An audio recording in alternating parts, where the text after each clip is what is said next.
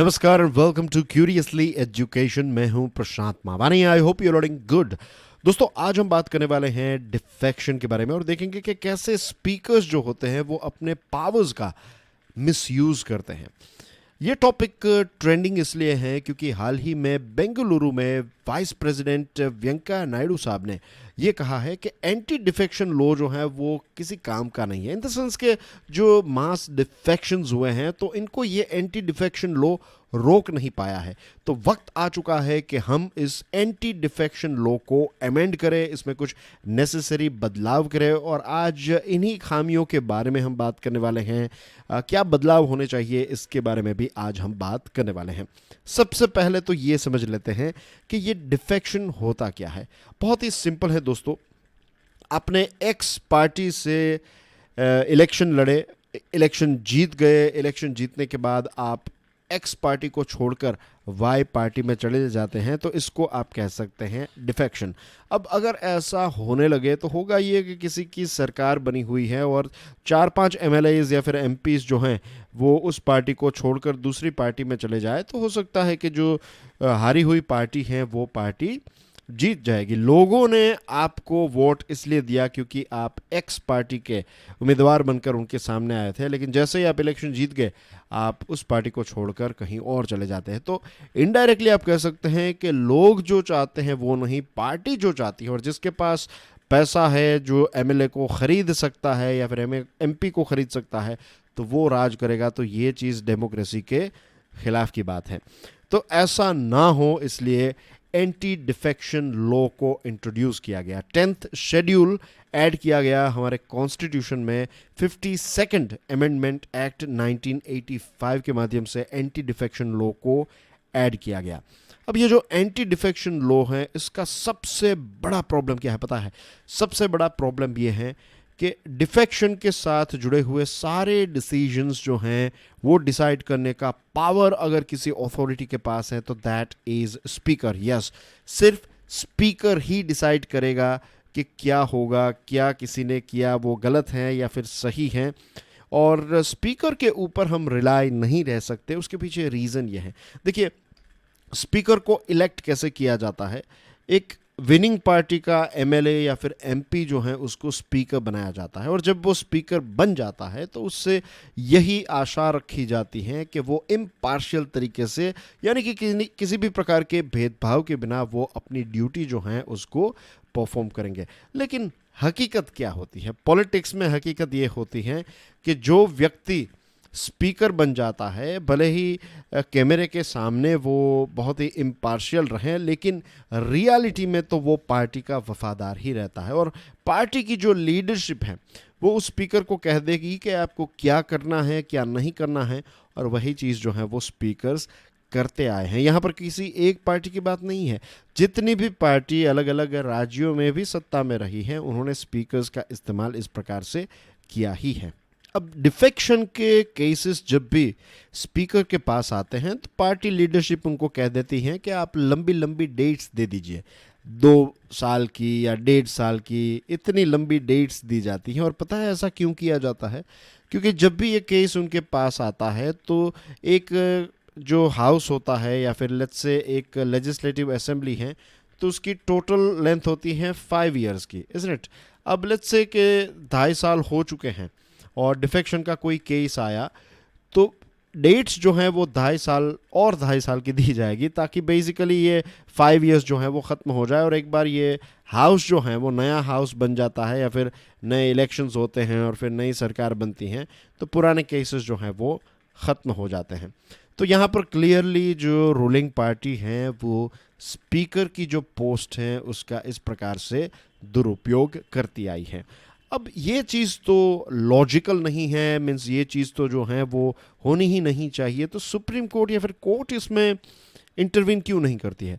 The thing is कि हमारे constitution में एक आर्टिकल 212 है और ये आर्टिकल 212 जो है ये जुडिशरी को मना करता है। ये जुडिशरी का हस्तक्षेप जो है वो लेजिस्लेचर की प्रोसीजर में, किसी लेजिस्लेटिव असेंबली या फिर पार्लियामेंट की जो प्रोसीडिंग्स हैं तो उसमें सुप्रीम कोर्ट दखल अंदाजी नहीं कर सकती, ये आर्टिकल 212 कहता है। तो एक प्रकार का कवच, एक प्रकार का प्रोटेक्शन जो है वो स्पीकर को मिल जाता है और एक प्रकार का लाइसेंस मिल जाता है कि वो अपने पावर्स को इस गेम में जैसा चाहे वैसा उपयोग कर सके। And this is a naked reality, ये एक हकीकत है।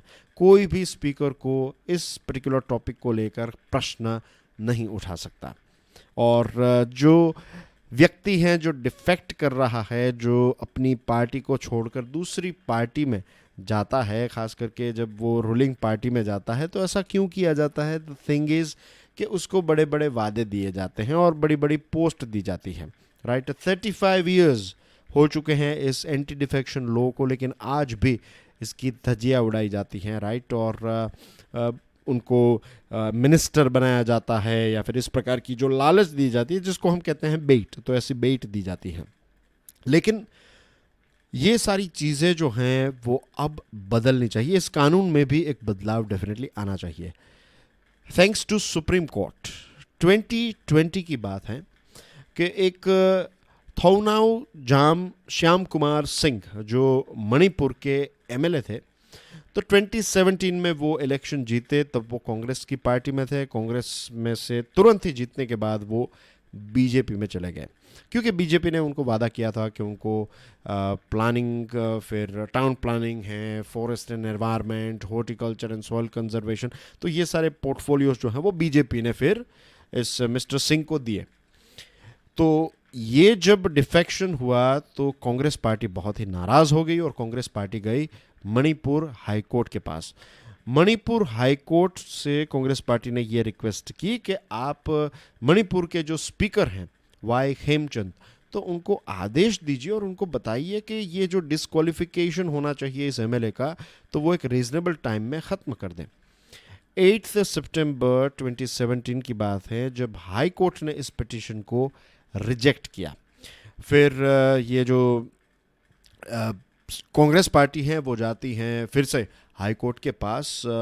पहले जब हाई कोर्ट ने रिजेक्ट किया था तो हाई कोर्ट ने कहा था कि देखिए ये मामला जो है वो सुप्रीम कोर्ट के पास पेंडिंग है, ये टाइम वाला मामला, कि हाई कोर्ट जो है वो स्पीकर को कहें कि इतने समय में आपको ये चीज़ सॉर्ट आउट कर देनी है, तो ये क्योंकि सुप्रीम कोर्ट के पास पेंडिंग है तो हम कोई डिसीजन जो है वो इस पर नहीं ले सकते। फिर कांग्रेस जाती है 29 जनवरी 2018 को हाई कोर्ट के पास और 2019 में, राइट, हाई कोर्ट जो है वो ये कहती हैं कि स्पीकर जो है एक काजी जुडिशियल अथॉरिटी हैं और समय की बात करें कि कितने समय में डिसीजन लेना है, तो 5 साल से ज़्यादा नहीं होना चाहिए। लेकिन रही बात एक ऑर्डर की, रही बात समय की, तो हम कोई फिक्स समय जो है वो आदेश ऐसा नहीं दे सकते, ऐसा मणिपुर हाई कोर्ट ने कहा। फिर फाइनली ये केस जो है ये केस पहुंचा सुप्रीम कोर्ट के पास और सुप्रीम कोर्ट की 3 जज वाली जो बेंच है जिसके हेड थे जस्टिस नरीमान, तो उन्होंने स्पीकर को कहा कि आप 4 हफ्तों के अंदर, यानी कि 1 महीने के अंदर आपको डिसाइड करना है। ये जो कांग्रेस का व्यक्ति है मिस्टर सिंह, तो इसके डिस्क्वालिफिकेशन की जो पिटीशन हमारे पास आई है, तो आपको 4 हफ्तों के अंदर इसका कोई फाइनल डिसीजन लेना है। ये पहली बार था दोस्तों हमारे देश के इतिहास में जब स्पीकर को एक टाइमलाइन दी गई थी। खेमचंद जो वहाँ के स्पीकर थे, उन्होंने ये ऑर्डर 4 हफ्तों के अंदर पास नहीं किया। जब 4 हफ्ते ख़त्म हुए तो उन्होंने कहा कि मुझे और 10 दिनों का समय चाहिए। फिर ये 10 दिन जब ख़त्म हुए उसके बाद उन्होंने कहा कि मुझे और 15 दिनों का समय चाहिए। इस बार सुप्रीम कोर्ट काफ़ी नाराज़ हो गई थी, सुप्रीम कोर्ट ने इस चीज़ को एक्सेप्ट नहीं किया और फाइनली सुप्रीम कोर्ट ने वो जो एमएलए थे उस एमएलए को कैबिनेट से हटा दिया और लेजिस्लेटिव असेंबली से एंटर होने से मना कर दिया। सुप्रीम कोर्ट ने कह दिया कि ये व्यक्ति जो है वो मिनिस्टर भी नहीं रहेगा, ये व्यक्ति जो है वो लेजिस्लेटिव असेंबली में भी एंटर नहीं हो पाएगा। और ये सारी चीज़ें सुप्रीम कोर्ट ने कैसे की, क्योंकि हमने 212 के बारे में बात की, बट द थिंग इज़ एक और आर्टिकल है, आर्टिकल 142। ये आर्टिकल सुप्रीम कोर्ट को ये स्पेशल पावर देता है कि कोई भी मैटर अगर सुप्रीम कोर्ट के पास आती है या फिर सुप्रीम कोर्ट को ऐसा लगता है कि इसमें सुप्रीम कोर्ट को एक स्टैंड लेना चाहिए, तो कोई भी मैटर क्यों ना हो, ऐसी मैटर में आर्टिकल 142 सुप्रीम कोर्ट को ये पावर देती है कि सुप्रीम कोर्ट इसमें एक स्टैंड ले सके। और सुप्रीम कोर्ट ने इसी आर्टिकल 142 का इस्तेमाल करते हुए, पॉजिटिव इस्तेमाल करते हुए, स्पीकर जो डिसीजन नहीं ले रहे थे, तो स्पीकर का जो डिसीजन है वो सुप्रीम कोर्ट ने ही ले लिया और उस व्यक्ति को हटा दिया। 1 साल के बाद गोवा में भी ऐसा ही केस हुआ और गोवा में भी सुप्रीम कोर्ट ने टाइम लिमिट जो है वो डिसाइड की। बेसिकली जुलाई 2019 की बात है, जब कांग्रेस के 10 एमएलएज और एक दूसरी पार्टी हैं गोवा की, तो ये सारे एमएलएज जो हैं ये उन पार्टीज़ को छोड़कर बीजेपी में चले गए, क्योंकि बीजेपी जो है वो उनको मिनिस्ट्रीज और दूसरी पावरफुल ऑफिस देने के लिए तैयार थी। तो स्पीकर जो हैं वो डिस्क्वालिफिकेशन पिटीशन पर फिर से बैठ गए और 1-1.5 साल का टाइम जो है वो दे दिया। कांग्रेस जो है वो सुप्रीम कोर्ट के पास गई और सुप्रीम कोर्ट ने फिर 20 अप्रैल 2021 को स्पीकर को आदेश दिया कि आप एक फिक्स टाइम के अंदर इस पर्टिकुलर चीज़ का डिसीजन लें। उसी साल कलकत्ता हाई कोर्ट ने भी एक मुकुल रॉय नाम के व्यक्ति थे जो बीजेपी से जीते थे, टिकट जो है बीजेपी के लिए, बीजेपी में उन्होंने इलेक्शन फाइल किया और इलेक्शन जीते और फाइनली बीजेपी को छोड़कर वो तृणमूल कांग्रेस को उन्होंने ज्वाइन कर लिया। तो उस टाइम पर कलकत्ता हाई कोर्ट ने भी एक टाइम लिमिट जो है वो स्पीकर के लिए तय की थी। For the anti-defection law to be effective, an amendment has to be made to take away the power of the speaker to decide on disqualification cases. तो अभी तक दोस्तों जो चीज़ हमने देखी उससे एक चीज़ तो साफ है कि हमें इस एंटी डिफेक्शन लॉ को अमेंड करने की ज़रूरत है।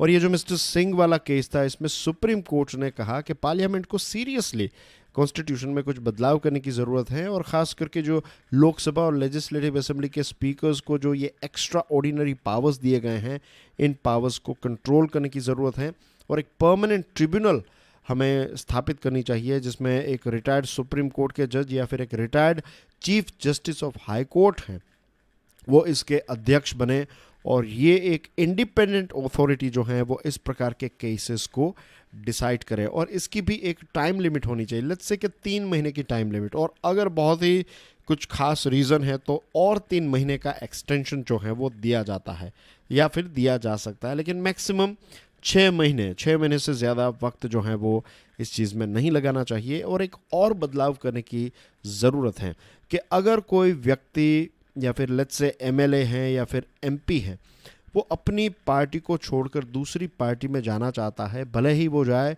लेकिन उस व्यक्ति को ना तो कोई मिनिस्ट्री दी जा सकती है। ऐसा अगर कुछ लॉ बनाया जाए तो वी विल ऑटोमेटिकली फाइंड कि ये जो हॉर्स ट्रेडिंग होती है जिसमें एमएलएज को ख़रीदा जाता है, एमपीज़ को ख़रीदा जाता है, तो ये बिज़नेस जो है वो ठप हो जाएगा, ये कोई प्रॉफिटेबल बिज़नेस फिर नहीं रहेगा।